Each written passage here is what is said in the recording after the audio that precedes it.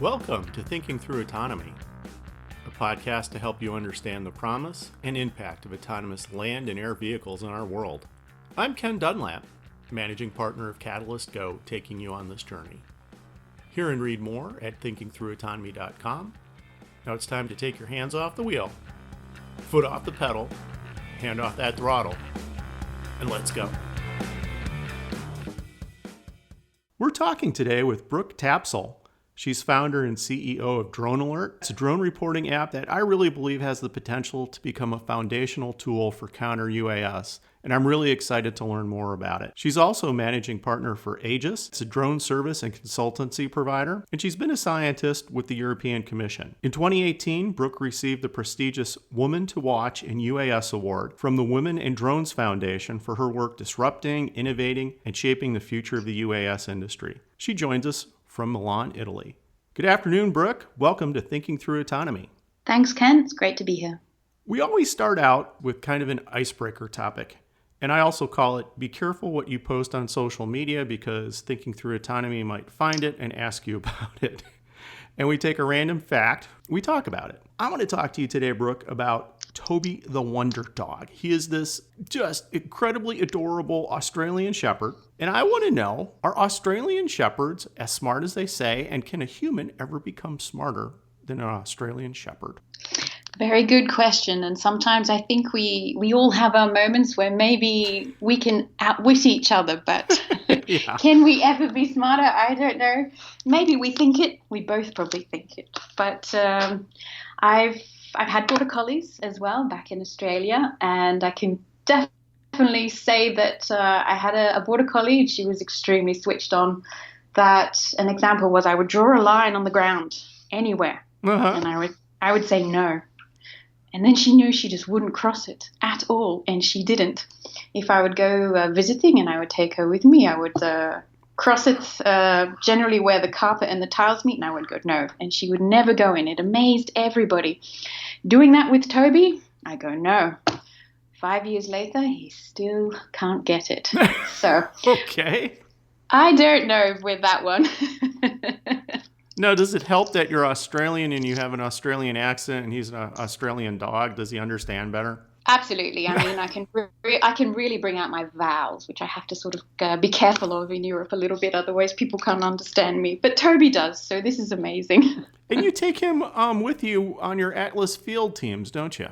Absolutely. When I was actually flying, going out to the field, he would come with me because he's an energetic dog. So being out in the field is really great. And the clients would really absolutely love having him there. So we would pack everything in the car, drone and dog, go out there, fly. He would sit and watch, come out with me when I'm collecting the drone, and keep the clients entertained in the meantime, and chase everything that's going on in the time. So he was a very important member of the team.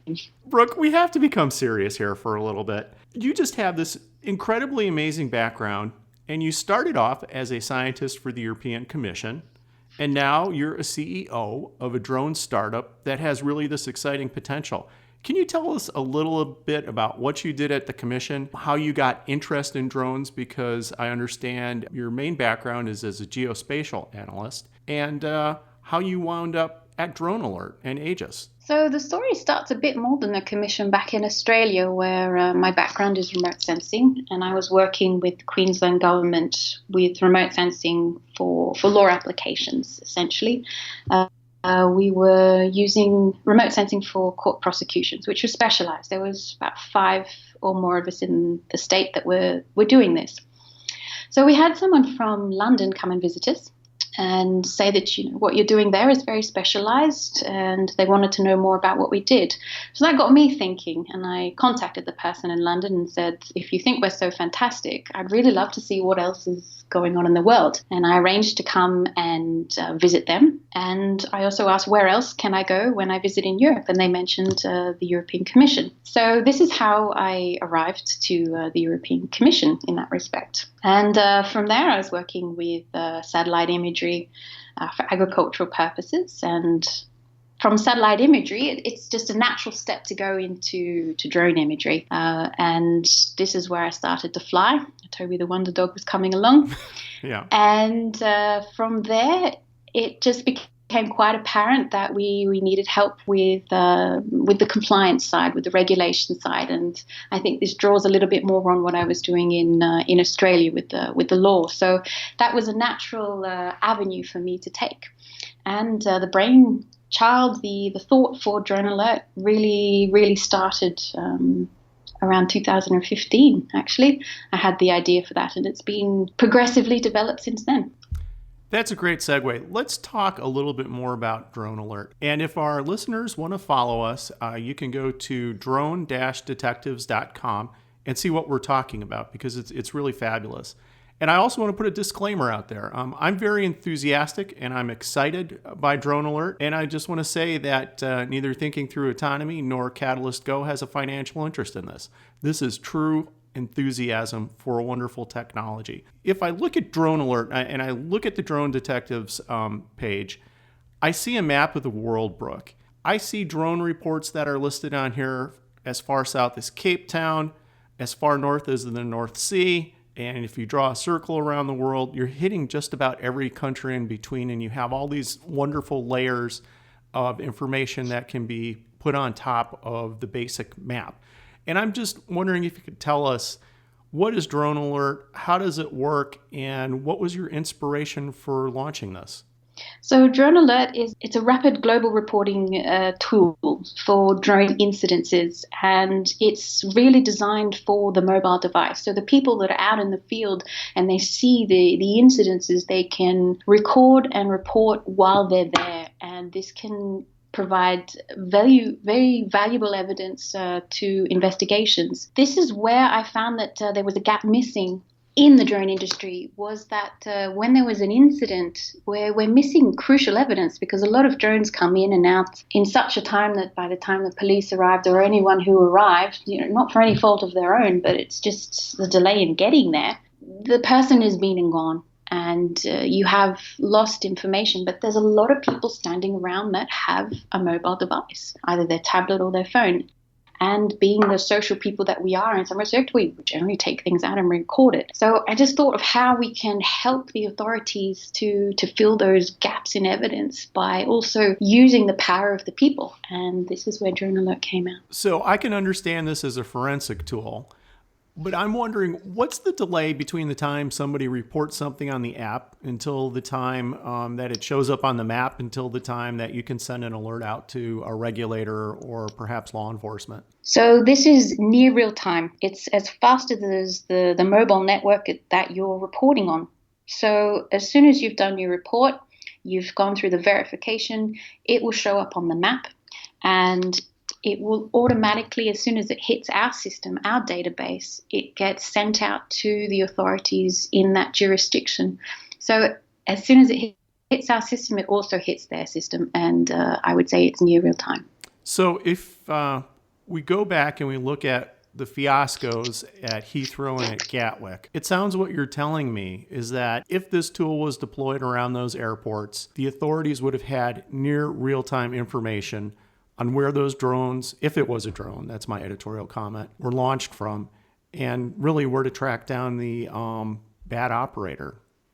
Is that a fair characterization? It's a fair characterization. If, as you say, it was a drone, as we said, we don't know just yet. But if there was an incident at an airport, I mean, there's hundreds of thousands of people present at an airport. And if the airport has made aware the use of a way to report to them, people can report, and from many different angles. And if that is the case, the idea of how DroneALERT works is if you get enough reports, even if you get 2, it doesn't matter, it will help to actually create a scene and potentially a triangulation, or to navigate authorities in a way that they may need to look at other avenues like videos, closed circuit TV, other things like this, all of that will come out. And it is as fast as the people report, it is how fast it will actually get on the system and sent to them. What is some of the information that's collected by the reporting system? I suspect there's basic things like it was a drone and this is where it was, but what else do you encourage people to report through this, and how flexible are you on your reporting parameters? So we make the report as streamlined as we possibly can. There's only one area of a text box which we ask them to provide, like a witness statement. All the rest we have tried to automate with drop-down menus and thumbnails of images that they just press, and we ask them to share their location. So even that is automatically just added, because the whole idea is to get the information quickly, but also it must be valuable information as much as possible. So drawing on the background that I have, dealing with court cases and the law, this is what I'm trying to incorporate into these reports. So what we see on DroneALERT, if we go onto the site, that's not everything that you see in the report. The report actually has a lot more information. Brooke, walk me through the reporting of DroneALERT. I want to talk about not only the person who reports, but the person who receives the report. So I'm by an airport or other critical infrastructure, and I have my phone in my hand. What do I do to physically make that report? So what we encourage you to do is just take the pictures, take the videos of everything that you can directly, and do this. As soon as you've got this done, our first step that we do is we ask you to upload this. So go to our website, and straight away we say share your location, because this is crucial in also putting where you are. And please say yes. We're not doing it for any other purpose than to help in the reporting. So once all the information is uploading in the background, we go through the whole reporting process of asking you to have a look at a few of the thumbnails that we have of the main drones that are the current trends of the season, or we know what's going out there, and to click on these. You can change the location if you want. We ask to say how far the drone is, have an estimation of how high you are, give any reporting in the witness statements. Do you see the operator? Are they wearing certain X, Y, and Z? Is there any TV cameras around? Any sort of information that you want there. So I don't have to be a drone industry insider to understand how to report this. I mean, DroneALERT is for the masses, isn't it? Absolutely. This is not meant to be a complicated process, because, I want someone to easily just go in there and to do this. We guide you through 4 easy steps.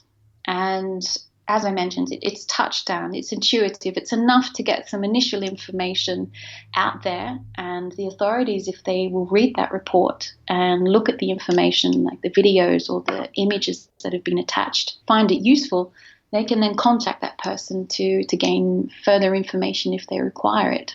Give me a ballpark figure from the time I see the drone till the time I fill out everything in the app. About how long does that take? It's as fast as the network that you're on, so it can really take under a minute. A lot of the testing that we did, it came out in probably like 30 seconds. So it really is dependent on your network. We are in the country doing this. We did it on multiple devices, and you go everywhere. I mean, we've got 4G around these places, or we've got free Wi-Fi. So it is really quite very fast and instantaneous. The only thing that may take you a bit longer if you want to is, and we encourage this, is to write a bigger statement, because the more information, it's better. The other thing about DroneALERT is if you find that you're in a place that maybe has bad connection, it's not a problem, because you can go into the system and also report retrospectively. You can change the date and you can change the time, because this is automatically generated. So if that's the time and the date, you press OK and you go forward. But if you find you have to go home and do it on the PC, you can do this and put in the correct information, and it will automatically be sent to the authorities. Brooke, in one of our previous discussions, we talked about the terrible tragedy in San Francisco when the Asiana 777 crashed. And one of the things that came out of that investigation was that the crash of the aircraft was carried on social media before authorities were alerted, before it ever appeared in the regular media. That speaks to the power of social media. But one of the things I think we're finding, especially with Twitter feeds and the various platforms that are out there, is that social media is overwhelmed with different types of information. And if you're trying to pick out drones, UAVs out of that social media feed, it becomes pretty tough. So I look at DroneALERT and I say, that kind of takes drone alerting out of the background noise of social media, and it gives enforcement authorities and regulators a tool that they can use to track that report, to find that bad drone operator. Is that how you've positioned DroneALERT, as something that gets you, above the background static of all the other noise out there? It's a very good point, Ken, and it's true. This will give you focused reporting. It will give you focused videos and focused imagery that are directly related to a specific incident. And this will help them investigate a lot faster. What we also do, though, because social media is very important, and I guess it goes up after an incident progressively, is that you can also still continue to look on social media. We provide a social tool analysis for this, just to see if you can gather any more evidence from social media. But for sure, DroneALERT should be the first port of call, because this is directly from people, eyewitnesses who have seen it. And it'll be a verified process, because we've also verified the people who have reported first. Social media is like a supplementary way to gain more evidence. And that's a point well taken, and an important function. We've talked a little bit now about how the reports are generated. Let's flip it to the other side, the end user side, whether that's an airport, whether that's a power utility, whether it's law enforcement, whether it's a regulator. What exactly do these types of authorities receive that helps them do their job of keeping the drone activity out of critical areas? So what happens is the clients have their own user face, and in this, every report that's generated in their jurisdiction, they can view and they can manage. So within these reports, they have critical information such as the videos and the witness statements. They have times, they have dates, they have locations, they have potential types of drones. And from each report, ideally, we hope you can build a 3D scene. And then when you have multiple reports on the one incident, you can imagine how important this is to build an overall scene of everything. And this is how we see it being used by the end clients. And for them, this is a way that they can use for also dealing with their site management. If they find that reports come in at certain times, or reports come in from certain areas, there's always a breach in this area, there's always this type of drone that's coming through, it allows them to also gain, statistics on ways that can help them with their management and their counter UAV. It sounds like you're describing what we would call a big data problem that can be solved by AI. Can your platform be expanded into analytics that are performed by AI/machine learning? What do you see as the future of taking all of these, tens of thousands, if not hundreds of thousands of reports? Absolutely. The platform is designed for this. For sure, we can do statistics. And the more reports we have, the more robust statistics that will be developed. And this will lead into a global picture of where the gaps are, where our weaknesses are. And that will obviously help then improving where we can, and to help with the overall drone management, drone security. So this is quite important. The AI we are developing AI behind all this already with image recognition. So when the reports come in and the videos come in and the images come in, we are testing the theory of, can we actually identify the drones from there, and what type of drones? So this is all happening in the side. So for sure, the platform is designed to be expandable with AI and the statistical model behind it, to be able to give a global perspective and screenshot, which should help, and we hope one day can contribute to drone management and security. In looking at the DroneALERT website, one of the things that I've used on your demo here, are various layers that you can put on top of these reports.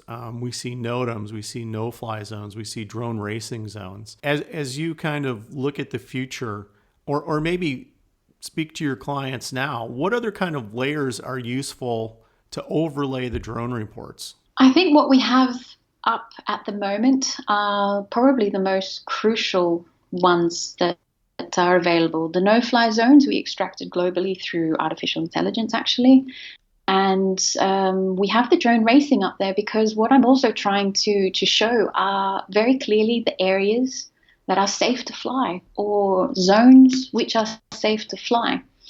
And this is something that I'd also like to put up there, actually green. You can fly there, and it is absolutely without any doubt that you can fly there, because this is still quite unknown. What we would like to put on maybe is the flight trackers, but I think NOTAMs are very important. The no-fly zones are very important. Any temporary zones of no flight, these are also quite important to come up.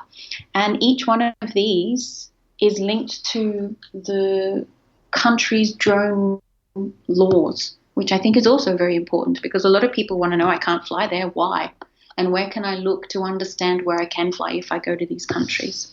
Brooke, we're going to talk a little bit more about DroneALERT through the rest of this podcast, but I just want to remind people, go to drone-detectives.com and you can see what Brooke and I were just discussing. Brooke, you're a drone operator in Europe, and I think one of the big global discussions right now, as you well know, is who's doing drone regulation smarter? Europe, the United States, Japan, fill in the name of another country in between. Can you talk to us a little bit about this incredible web of regulatory authorities that are out there, starting with EASA, the European Union Aviation Safety Industry, and then there's the JARIS mixed into this, which I know many listeners are familiar with. Then we've got the Commission, we've got the Parliament. What does drone regulation in Europe, that process, look like? So as you see, there's many players, and these are just the European players, but also within each country, they have their own regulations, and it's a melting pot. It's confusing. But what is happening is with EASA and the Commission, they're trying to work towards standardizing and harmonizing the regulations across Europe. And this is a very progressive way forward. And I just posted on my LinkedIn one of the latest releases from EASA. So we're slowly getting there. Across the regulations in each country, you probably find there's a lot of similarities between them in some respects. Amount of time or amount of distance from airports, flying heights, all these sort of things. So there are commonalities between the regulations, and also globally you see these commonalities coming out. So who does what better? I'm not going to say anyone does anything better, because every country and every organization who needs to control these are doing the best that they can. And it's going to be a process which is constantly evolving. We have to keep up with the technology that's always evolving to make sure that the regulations are always relevant, and to also ensure that we have the right level of control without over-controlling, and it allows the people who just want to fly for fun to also fly for fun, but safely. So it's an interesting scene in Europe, but it's getting better year by year. Well, one of the things you just mentioned was the March 12th action by the European Commission that essentially approved different categories for UAS operations, which include things like open operations, specific operations, and certified operations. But I think, to me, most importantly, I saw that there's this risk and performance framework that's put in place, and then developing scenarios for regulation, which essentially the operator says, well, this scenario matches my operation. This is the scenario I'm going to fly under, and then they're presented with the regulations. I'm pretty high on what I just saw from Europe. What I'm wondering is, do you think that the individual member states have the same degree of enthusiasm as this guy across the Atlantic? Or is it like many things European, where it's an iterative process and this might be the lowest common denominator? No, I think a lot of the European countries really do want to get a handle on the drone regulations. So yeah, they're probably excited just like you, because drones are causing quite an issue, quite a stir. And definitely after the problems that we had in the UK airports recently, it certainly put a match where it needs to light the fire. And it's really good timing. So I think there is enthusiasm, and everybody wants to find a common goal, which is sustainable. And I think we're in that right direction. So we're all pretty happy and excited with the growth that's going on here in the direction that it is. Well, globally, we have this phenomena which knows no border, and that's the ignorant drone operator doing things like flying around Heathrow, flying around Gatwick. Can you think of any other incidents within Europe that have captured attention outside of Gatwick and Heathrow? Are they going after power plants? Are they going after trains? Or is it just the airports that have this hypersensitive view that drones shouldn't be around them? What's driving the regulatory discussion? I mean, in the media, you have to sort of maybe go to country specific, but see that they're flying around in other places. In France, a few years ago, there was drones flying around the power plants, which caused quite an issue. Around the prisons, there's also a lot flying around the world.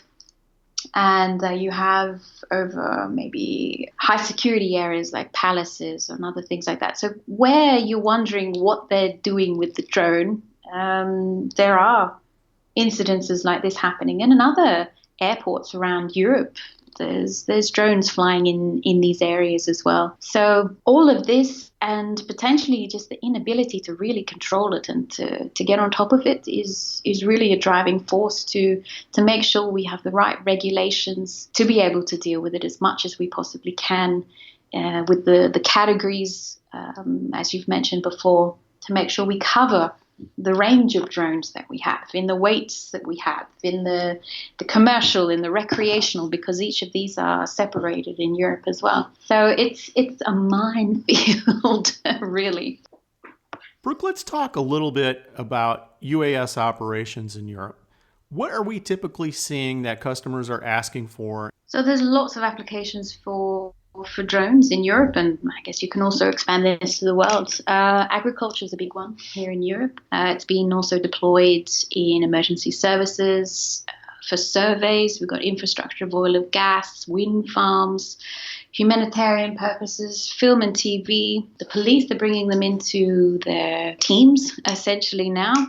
Waste management is becoming quite a topic for drone use at the moment. Really? And, I've not heard that one.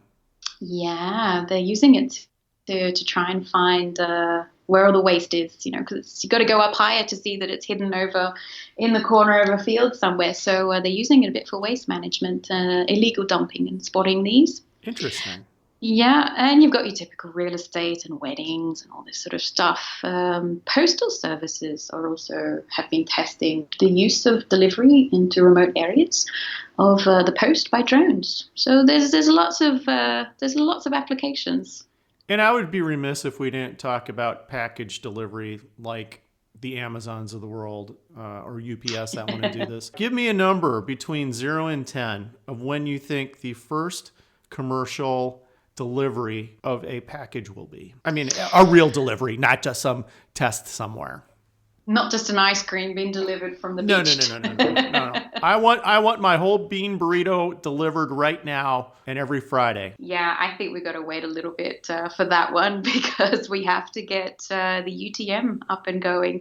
So yeah, I would put that as a 10, if that's the longest wait that we have. I think we've got a little bit of time to go in that one. You could add 10 plus on that. 10 plus. Yeah, I have to say. What do you think? I have to say we may differ a little bit, because I think it'll be here a little bit sooner than that. I'm a bit too pessimistic.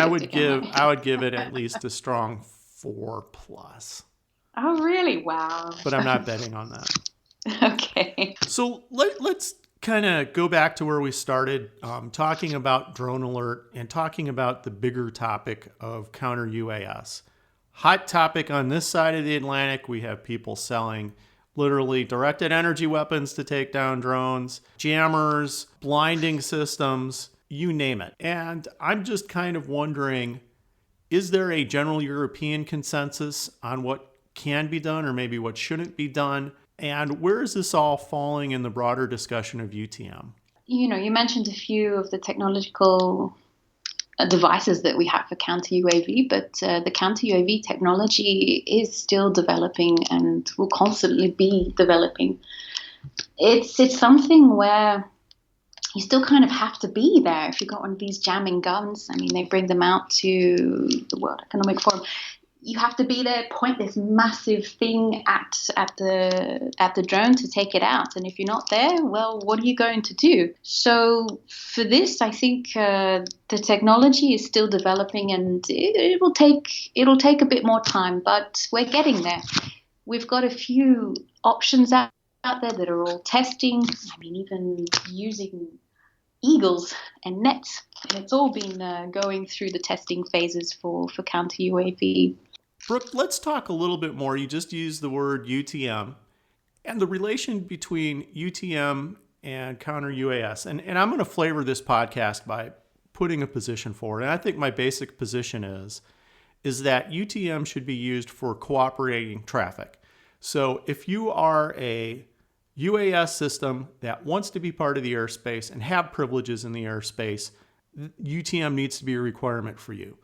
But I don't think that there should be any expectation that non-cooperative traffic needs to be tracked that way, that there needs to be other tools to use, because UTM is not going to be something that is going to solve every problem for every unidentified drone. Did I hit that right, or is there something else to consider?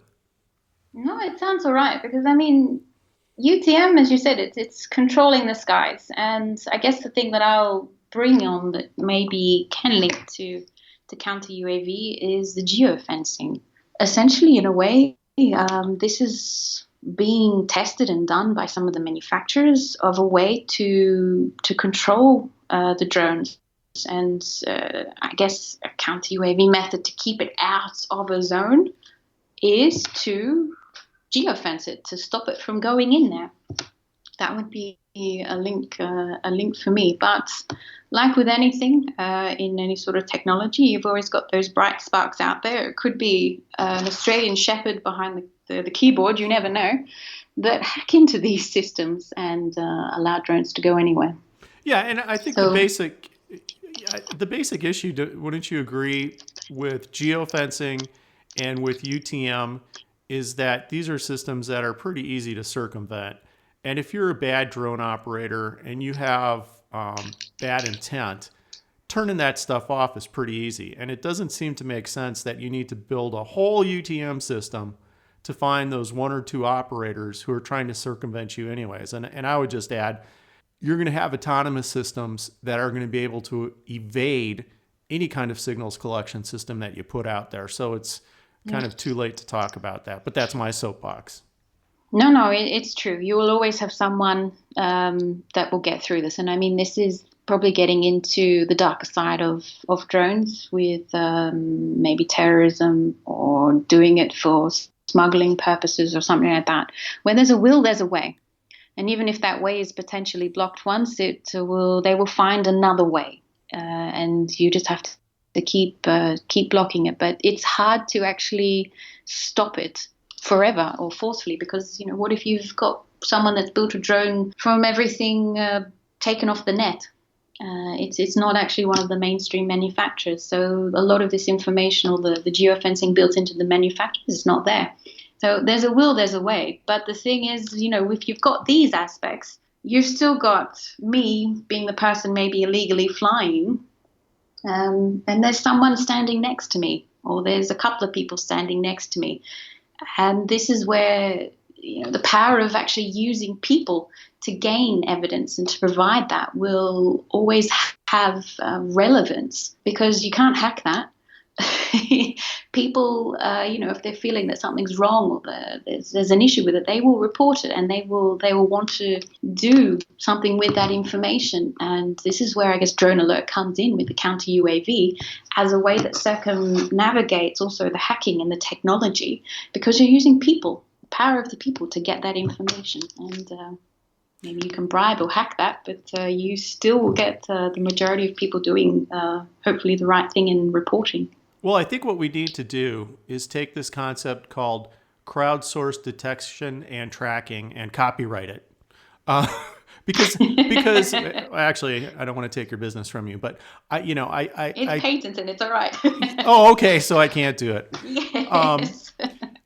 I just think that the power of what I've seen at DroneALERT is actually bringing crowdsourcing to detection and tracking. That, I think, is a power that will stop the truly autonomous vehicles as these vehicles start appearing, and it's going to stop the rogue operators in their tracks. I mean, can you think if maybe an airport like Gatwick decided that they were going to have a bounty program, and let's just say for the sake of talking, that they told everybody around the airport to have DroneALERT on their phones.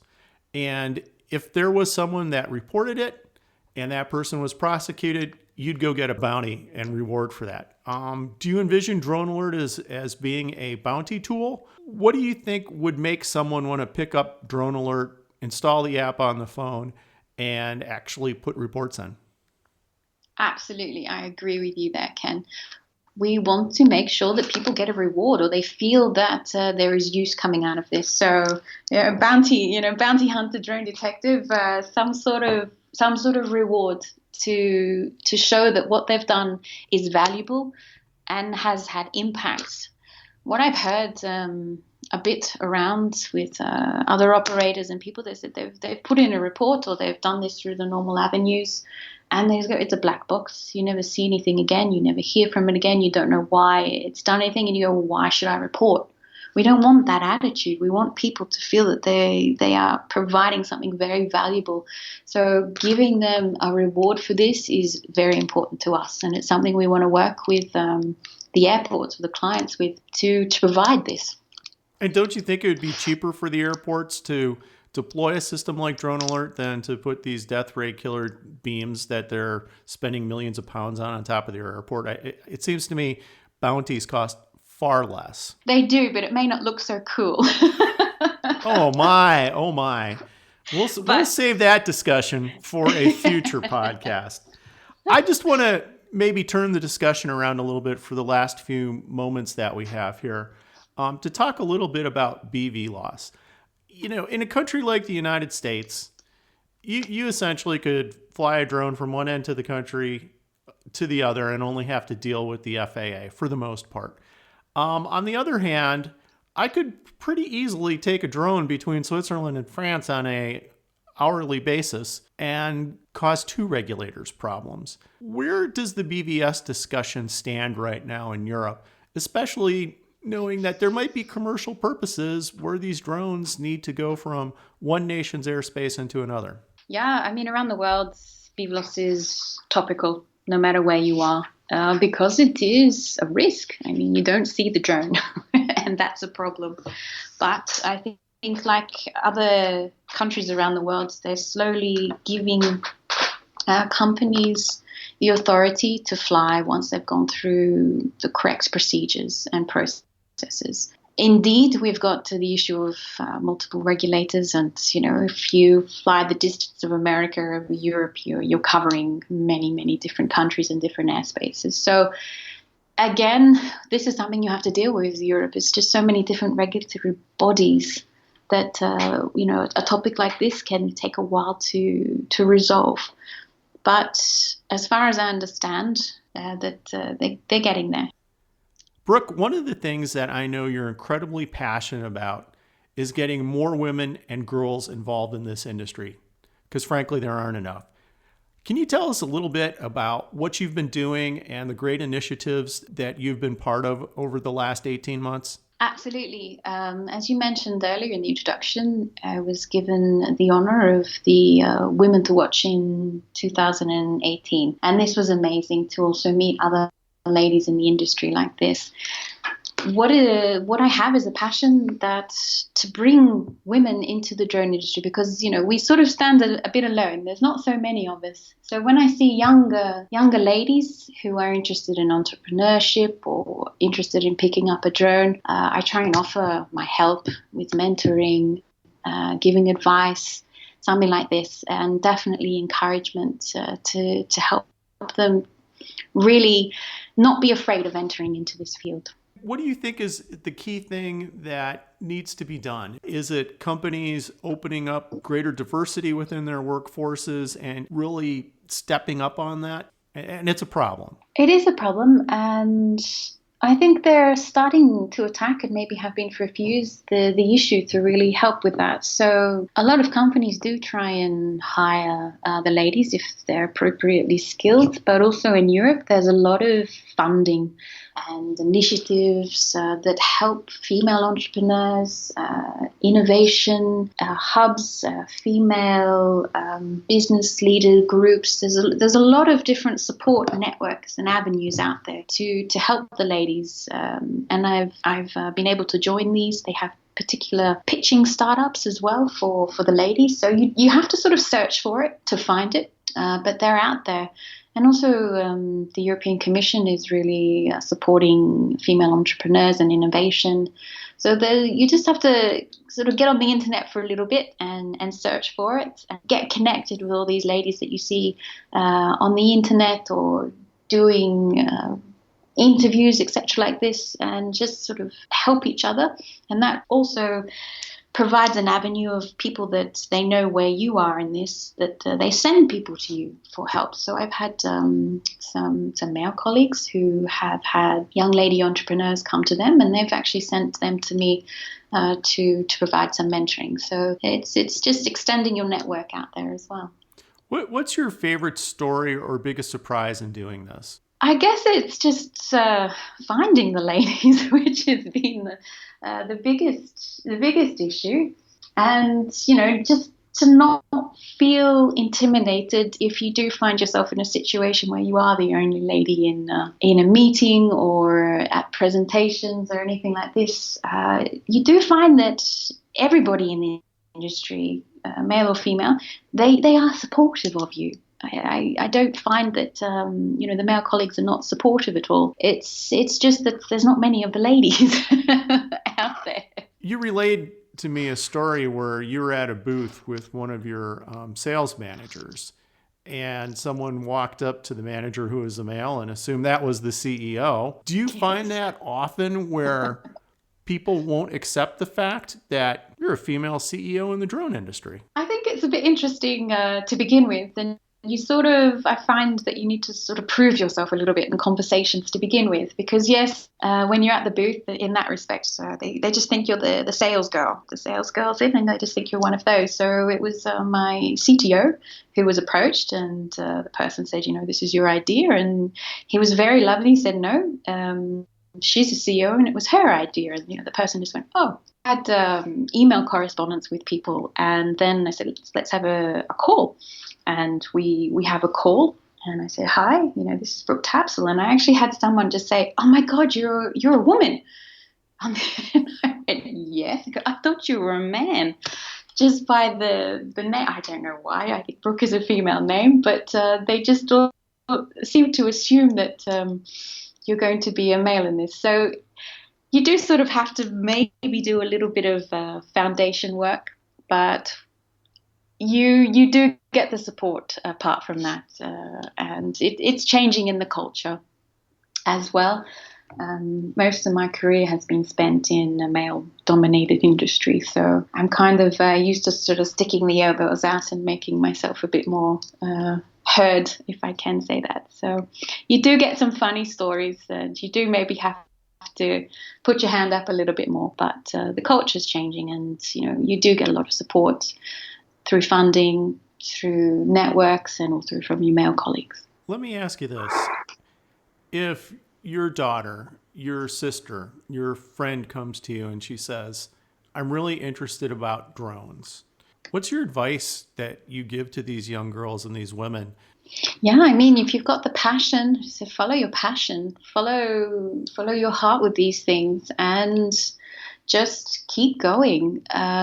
Don't feel overwhelmed by things you may encounter, people you may encounter, and don't feel intimidated. This is probably the main thing I would say, because it is a little intimidating. One time I walked into a boardroom and I counted 14 men and 2 ladies. It was myself, and the other one was the secretary who was there taking the notes. Don't feel intimidated by this. You can have a stand, and potentially this gives you, maybe more power. So always feel empowered and go forward with what you're doing. And a lot of these women, even though they're younger, they're full of energy. Even I feel inspired by them and how they're courageous in this. So I would definitely just say go for it and put your heart behind it. Brooke, those are incredibly powerful words, and I want to congratulate you on your award from the Women in Drones Foundation.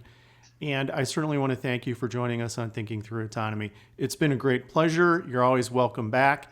And good luck with DroneALERT. Thank you so much. Thank you very much, Ken.